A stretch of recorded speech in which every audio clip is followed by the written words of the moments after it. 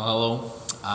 We are going into a new topic set. So what I thought I'd do with this video is this one's going to be kind of the general overview of all of the topics. And so we're going to kind of see how all the topics fit together.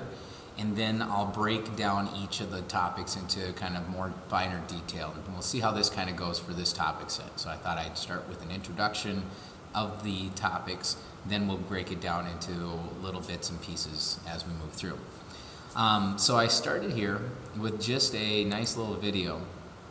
We're going to see how this kind of works. I'm going to try to play the video as I'm doing the recording. You can see we got a roller coaster. And now we're at the bottom of the toe hill right now. Okay, and so when we start to look at this new topic set, we're going to say, well, it's going to require me some amount of energy to kind of get from the bottom of the toe hill up to the top of the toe hill. And so I don't even know where this amusement park is. It's Dominator at King's Domain. So we're getting a chance to see these kids ride on this roller coaster. Nice thing is they've got the front row view. And so you're getting a chance to see. Now, ideally in a toe hill, there's a big engine that has to do a lot of work. Okay, and so we're doing work to get us up to the top of this toe hill. And I'm going to pause it right there because I want to talk about what work is. Okay. Work is when we apply a force through a distance, okay? So in other words, I have to use a certain amount of force and I have to push that object a certain amount of distance. So in the terms of that engine that's actually running the chain that's pulling the train of the roller coaster up the hill, the work that I'm doing is taking the force needed to pull that train up through the distance that it's actually moving. And so that's how we figure out what the engine or the motor would have to be rated for, is what's the maximum amount of work that it would have to do. Now, work is nothing more than a force times a distance. Key is that the distance has to be in the direction of the force, okay? And I'll write these formulas down in a little bit here. Now, the motor itself has to do this in a certain amount of time, okay? And so that's what we refer to then as power.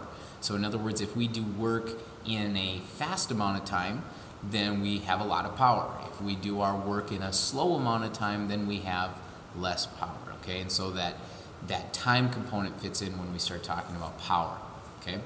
And so that'll give us another mathematical relationship. Power is nothing more than work over time, okay?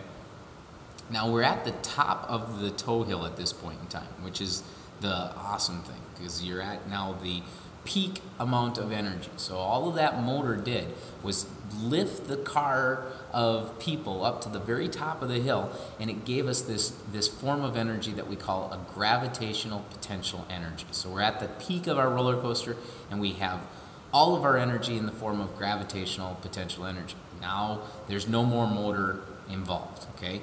All of the work was done by the motor to get us to this point, okay? And now we become a coaster, okay? So in other words, all of our work now gets transformed into the energy that we're going to relate. So we'll go ahead and watch a little bit of this. And so you can see as we start to move our way down, okay, we hit, boom, the bottom. The bottom of that first hill, we have 100% of our energy. All of the energy at the top of our toe hill now gets transformed into a new type of energy that we call kinetic energy. So we have potential energy at the top and we have kinetic energy at the bottom. In between that drop, we see our gravitational potential energy going down, but our kinetic energy is coming up. Okay, and so we have kind of the two types of energy, but it's being transferred. And that's what really we're talking about when we look at energy, is this conservation of energy, where energy can't be created or destroyed. It's just transferred from one type to another. And so we took our mechanical energy from our motor that brought us up to the top to give us gravitational energy, okay, gravitational potential energy, and then we allow it to go over the edge and we become this energy of motion, which is our kinetic energy. Now, again, what happens is we get up to the top of that first loop and we start to slow ourselves down. That's because we're losing some of our kinetic energy and we're changing it into gravitational potential energy again. And we go back down.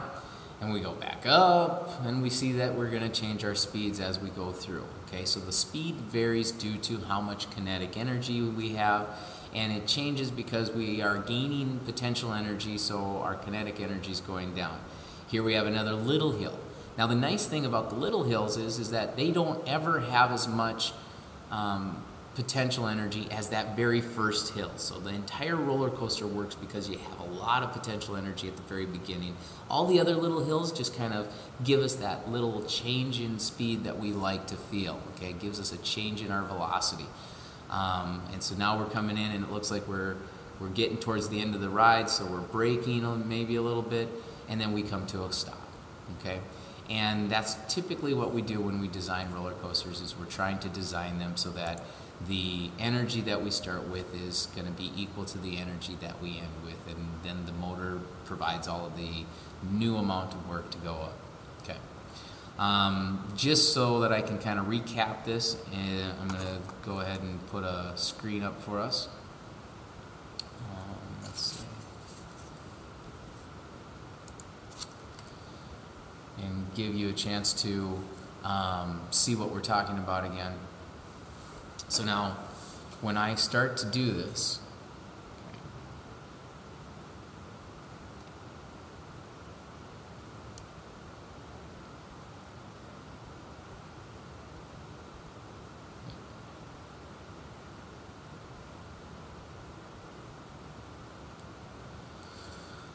we look at our roller coaster.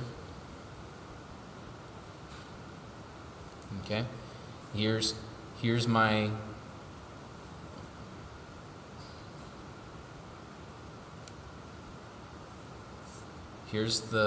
where the toe hill. Then we get to the top, and then we usually get our drop, and then we come up, and maybe we'll do a loop-to-loop. Okay, so in other words, we have a motor down here that runs a chain that goes around. Okay, and the motor does work.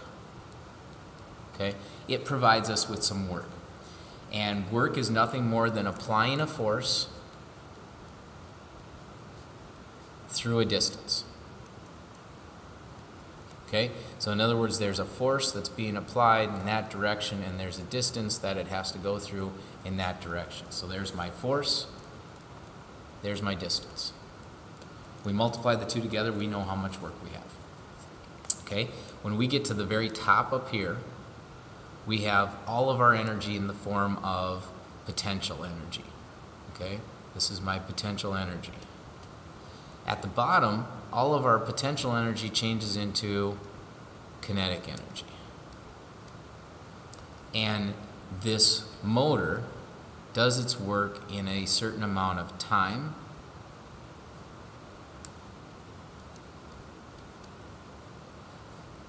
And that's how we get power.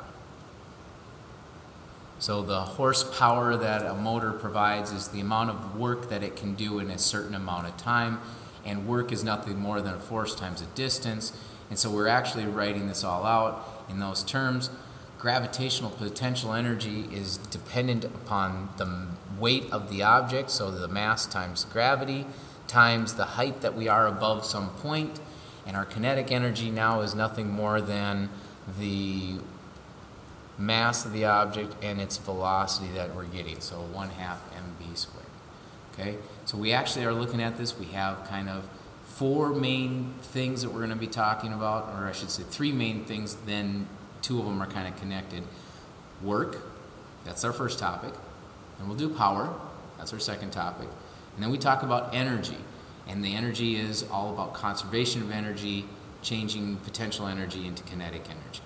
Okay, and so that's kind of our thing that we're looking at. I do want to get out of this quick here and show you at least one thing.